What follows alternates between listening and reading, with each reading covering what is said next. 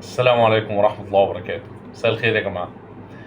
خبر جديد كده والناس كلها بتتكلم فيه. كلية هندسة بقت 4 سنين فعلا بدل 5. التعليم اتغير ولا ايه؟ كلية هندسة هتبدأ تضيع. التعليم كده مش هيبقى كويس. هندسة كانت لازم تبقى 5 سنين عشان دي كلية تقيلة جدا. والموضوع ده أصلا فعلا بقى حقيقة ولا لأ؟ وهل لو حقيقة كده تنفذ في كل كليات الهندسة ولا في هندسة جامعة القاهرة بس زي ما بنسمع؟ وده بنظام الترمات العادي ولا له نظام خاص ولا ايه؟ في الفيديو ده ان شاء الله يعني ممكن اساعدك في انك تعرف جزء عن الموضوع ده. طبعا اولا الحقيقة ان صدر قرار وزاري بتعديل لائحة او الموافقة بتعديل لائحة كلية الهندسة جامعة القاهرة، بانها فعلا يسمح للطالب ان هو ياخد بكالوريوس هندسة في 4 سنوات مش 5. وده طبعا سواء بالنظام العادي او بنظام الساعات المعتمده، لان هو الموضوع ده اصلا متاح شويه في الساعات المعتمده. بس عشان ما لخبطكش اعرف ان مصر كلها دلوقتي تقريبا بكل كلياتها وكل جامعاتها بتتحول تقريبا من النظام العادي لنظام الساعات المعتمده. ايه هو ده في لحظات كده؟ النظام العادي اللي هو نظام الترمات، نظام الفصول الدراسيه اللي انا وانت وكل الناس عاشوه طول عمرهم. الكليه بتاع كليه تجاره 4 سنين، السنه فيها ترمين، الترمين كل ترم فيهم 4 مواد 5 مواد. شكرا، معروف كده عدد المواد ومعروف، ولا يمكن تطلع عنهم ولا يمكن تنزل عنهم. هو انت عارف ان الترم فيه 5 مواد، لازم تعدي من 5 مواد تخش على الترم اللي بعده وهكذا، تخلص سنه وتنقل للسنه اللي بعدها. ينفع ال4 سنين يبقوا 3؟ ما ينفعش. ينفع ال4 سنين يبقوا 5؟ يعني دي ممكن لو لا قدر الله حضرتك بتشيل او مش بتباص وكده وبتكمل سنه بعدها عشان تعوض اللي فاتك. لكن ما ينفعش تقل. نظام السعادة المعتمد ده نظام تاني خالص. يعني بيجي يقول لك الكلية دي والله ليها 150 ساعة معتمدة، وليكن مثلا عندها كام موديول أو كام مادة مثلا، وليكن أنا بدي أمثلة بس. وليكن عندها 20 مادة، كل مادة ب3 ساعات معتمدة مثلا، عندها 60 ساعة معتمدة في الإجمالي. طيب إيه اللي بيحصل؟ نظام الساعات المعتمدة بيبقى نظام مرن أكتر، يعني مش لازم تبقى فصول دراسية. يعني أنا ممكن في فصل دراسي، هي برضو ترمات بس أقصد إيه؟ مش حاجه صعبه قوي، مش حاجه صلبه قوي.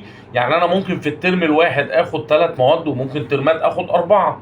فبالتالي ممكن الترمات اللي انا اخد 4 تسرع معايا الدراسه شويه، فبدل ما اخلص في 4 سنين ممكن اخلص في 3 ونص. طبعا القرار اللي صدر لكليه هندسه جامعه القاهره بيسمح لها فعلا بان الطالب يخلص دلوقتي في 4 سنين كليه هندسه.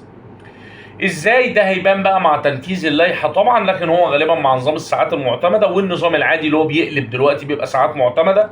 ويعرف ان كل الكليات تقريبا رايحه لنظام الساعات المعتمده بما فيها كليه الطب اللي بقت برضه بنفس النظام ده تقريبا 5 سنين. فده بيسمح لك انك انت ممكن تدرس مواد اكتر شويه، ممكن تدرس ساعات اكتر شويه، والموضوع ما بيبقاش في المفتوح. انا مش موضوع الحلقه ان اشرح لك نظام الساعات المعتمده والنظام العادي، انما انا بحاول اوضح لك يعني ان نظام الساعات المعتمده ده نظام فليكسبل، نظام مرن، ممكن يسمح لطالب قوي قوي ان هو يدرس مثلا 4 مواد، وممكن يسمح لطالب تاني مش قوي قوي او عنده ظروف ان هو يدرس مادتين 3 مواد كده يعني. المهم انه في المجمل لازم يعدي بعدد ساعات معتمده معين، وهو ده اللي يخليه يتخرج. في بقى طالب ممكن يعديه في 4 سنين وطالب يعديه في 5. النظام الجديد بقى اللي بتقول عليه هندسه القاهره ان هو انت ممكن 4 سنين تعدي بكليه هندسه لو انت كنت خلصت كل الكريدت اورز المسموح ليك ان انت تاخدها او اللي انت مطالب انك انت تاخدها. طب الاهم من ده بقى، لان كل ده انت هتنزل وهتشوفه على ارض الواقع، هو كده كليه هندسه راحت في داهيه والتعليم راح في داهيه والدنيا اتغيرت وايه ده بيقللوا الساعه؟ لا يا جماعه طبعا. كليه الهندسه في امريكا معظمها 4 سنين، لو انت ما تعرفش ممكن تتواصل معايا حد كان بيدرس هناك مثلا. معظمها او في كليات كتير جدا وفي جامعات مرموقه 4 سنين، لانها كلها ساعات معتمده. الموضوع مش مرتبط بقد ايه اصلا. انت لو بصيت للمواد نفسها هتلاقي مواد فيها حشو، مواد كان ينفع ما ناخدهاش في سنه اعدادي اللي هي انت اصلا بتبقى درستها مثلا في ثانويه عامه مثلا في ثانيه او في ثالثه. وممكن تلاقي مواد راكبه مع مواد تانية كانوا ممكن يندمجوا مع بعض، ومواد ممكن يتم حذفها نهائيا. ما بتكلمش عن هندسه بس، انما بتكلم بوجه عام.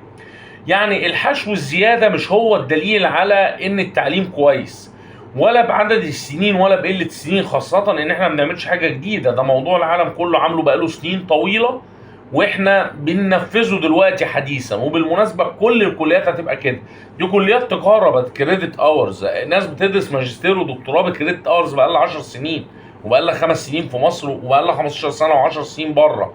فالموضوع مش جديد، ولا هو يقلل من التعليم ولا هو يزود من التعليم.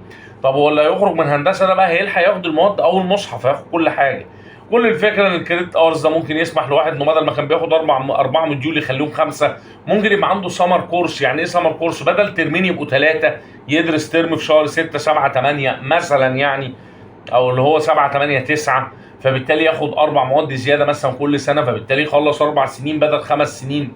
يعني الموضوع بعيدا عن تفاصيله عايزه ما ياخدناش لنقطه ان ده يقلل من جوده التعليم، الكواليتي اوف اديوكيشن بتاعت كليه هندسه او حتى غيرها، والا ما كانوش طبقوه حتى في كليات الطب يعني.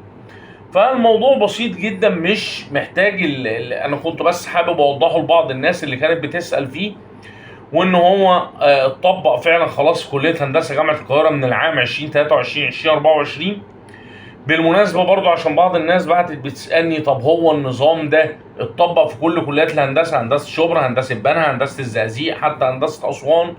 طبعا هو لسه يعني احب احيطك علما بانه اتطبق فعليا، صدر قرار وزاري بتعديل اللائحه بتاعه هندسه القاهره، ولكن باقي الجامعات مقدمه طلبات بانها ياخدوا نفس الموافقه بتعديل اللائحه الداخليه بتاعتهم. فبالتالي توقع ان هيتوافق عليها خلال الفترات الجايه تباعا يعني. لان مش ممكن هيدوها لهندسه القاهره بس، هيمنعوا منها هندسه عين شمس وبقيه كليات الهندسه على مستوى مصر بس. فده كان رد سريع على موضوع ان كليه هندسه جامعه القاهره بقت 4 سنين. ده حقيقي، وغالبا بقيه كليات الهندسه هتبقى كده تباعا الفتره الجايه. شكرا والسلام عليكم ورحمه الله وبركاته.